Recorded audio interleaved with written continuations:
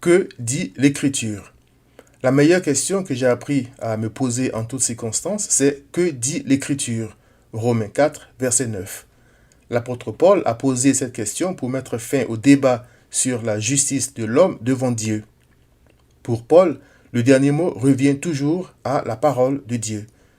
L'Écriture dit que Abraham a été déclaré juste, non pas parce qu'il a obéi à la loi, mais parce qu'il a cru en l'Éternel. Point final.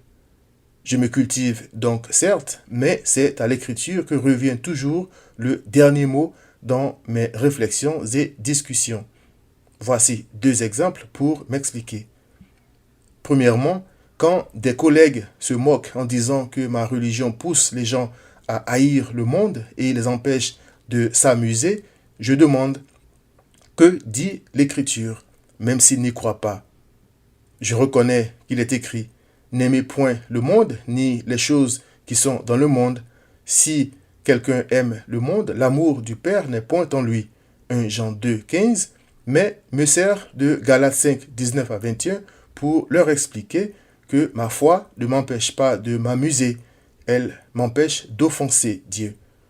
Je leur explique que le Père lui-même a tant aimé le monde qu'il a créé, qu'il a donné son Fils unique afin que quiconque croit en lui reçoive son Esprit Saint afin de se réjouir, mais dans l'amour, la joie, la paix, la patience, la bonté, la bénignité, la fidélité, la douceur, la tempérance, selon Galates 5, 22 à 23, et non en se saoulant la gueule, en couchant avec n'importe qui et en se livrant à des bagarres, ainsi de suite.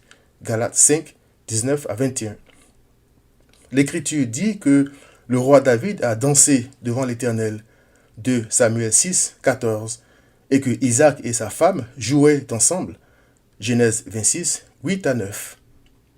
Deuxièmement, quand quelqu'un me dit de mettre Dieu à l'épreuve en mettant tout mon salaire dans la corbeille de l'Église, sous prétexte que celui qui sème peu moissonnera peu, et celui qui sème abondamment moissonnera abondamment, 2 Corinthiens 9, verset 6, je me pose la même question.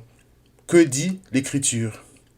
Elle dit que chacun donne comme il a résolu en son cœur, sans tristesse ni contrainte, car Dieu aime celui qui donne avec joie.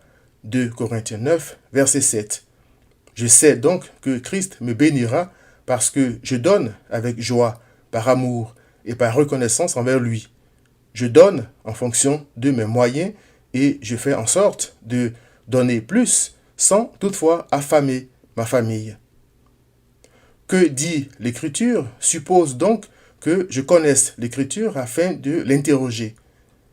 Certains laissent la Bible de côté pour jeûner et prier afin que Dieu leur révèle des choses. Christ n'empêche pas le diable de sauter sur ces occasions-là. Ainsi, Satan se déguise en ange de lumière, selon 2 Corinthiens 11, 14, pour donner à ces gens des prophéties, entre guillemets, des songes et des visions qui les égarent. Dans ce monde de ténèbres plein de pièges, comment te déplaces-tu, cher ami? La parole de Christ est-elle une lampe à tes pieds? Éclaire-t-elle ton chemin? Selon Psaume 119, verset 105. As-tu l'Esprit de Christ pour te conduire dans la vérité de sa parole? Sinon, viens à Christ.